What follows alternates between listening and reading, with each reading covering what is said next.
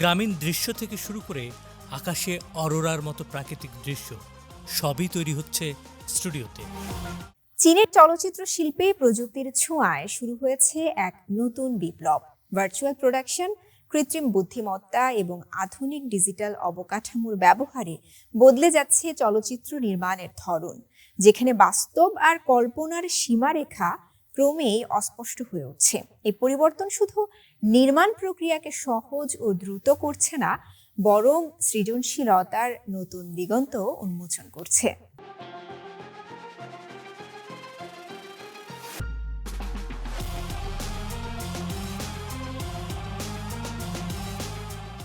কিছুদিন আগেও দুর্গম লোকেশনে শুটিং করা ছিল ব্যয়বহুল ও সময় সাপেক্ষ। এখন চীনের চেচিয়াং প্রদেশের তেচিং ফিল্ম প্রোডাকশন বেজের মতো আধুনিক স্টুডিওতে বিশাল আকারের এলইডি স্ক্রিন ব্যবহার করে বাস্তবসম্মত পরিবেশ তৈরি করা হচ্ছে। গ্রামীণ দৃশ্য থেকে শুরু করে আকাশে অরোরার মতো প্রাকৃতিক দৃশ্য সবই তৈরি হচ্ছে স্টুডিওতে। ভার্সাটাইল মিডিয়ার সিইও লিও লি জানান, আগে গাড়ির দৃশ্য বা তুষারপাতের শুটিংয়ের জন্য গ্রিন স্ক্রিন বা বাস্তব লোকেশনের উপর নির্ভর করতে হতো। এখন ভার্চুয়াল প্রোডাকশনের মাধ্যমে পরিচালকরা সরাসরি সেটেই দৃশ্য দেখতে পান। এতে শুধু খরচই কমছে না, বরং সৃজনশীল নিয়ন্ত্রণও বেড়েছে অনেকটা। পরিসংখ্যান অনুযায়ী চীনা চলচ্চিত্রে ভার্চুয়াল প্রোডাকশনের ব্যবহার দ্রুত বাড়ছে। 2023 সালে যেখানে এর ব্যবহার ছিল প্রায় 15%, সেখানে 2025 সালে তা বেড়ে প্রায় 45% পৌঁছেছে। এই প্রযুক্তি চলচ্চিত্র নির্মাণের পুরো প্রক্রিয়াকে রূপান্তর করেছে। আগে পরিচালকরা হাতে আঁকা স্টোরি বোর্ডের উপর নির্ভর করতেন, এখন তারা ভার্চুয়াল স্পেসে দৃশ্যগুলো সরাসরি দেখতে পারেন এবং স্ক্রিপ্টের সঙ্গে মিলিয়েও নিতে পারেন, প্রয়োজনে সমন্বয় করেন। একটি ট্যাবের মাধ্যমে অভিনেতাদের পারফরম্যান্স, ক্যামেরার অ্যাঙ্গেল এবং সেটআপ তাৎক্ষণিকভাবে পরিবর্তন করাও সম্ভব হচ্ছে। ফলে পুরো নির্মাণ প্রক্রিয়ার সময় উল্লেখযোগ্যভাবে কমে প্রায় 1/3 নেমে এসেছে।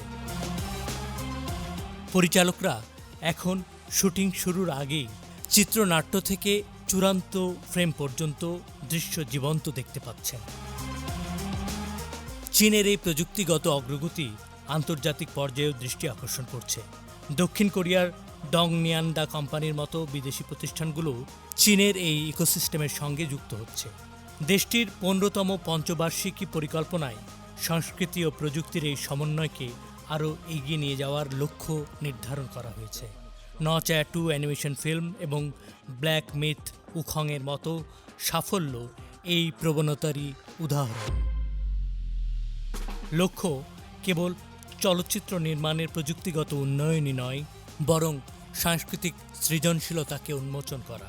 চীনের কমিউনিকেশন ইউনিভার্সিটির বিশেষজ্ঞ হান ফেয়ের মতে, এখন প্রযুক্তি শুধু একটি টুল নয়, এটি সংস্কৃতি অনুভব ও উপস্থাপন পদ্ধতিকে পরিবর্তন করেছে। অন্যদিকে লিও লি মনে করেন, আসল শক্তি হল কল্পনা শক্তি। প্রযুক্তি সেই কল্পনাকে বাস্তবে রূপ দেওয়ার মাধ্যম মাত্র।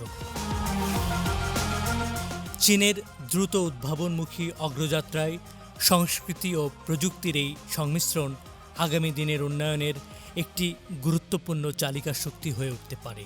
এই সমন্বয় শুধু শিল্পকে নয়, বরং দেশের সাংস্কৃতিক প্রভাবকেও বিশ্বব্যাপী বিস্তৃত করছে।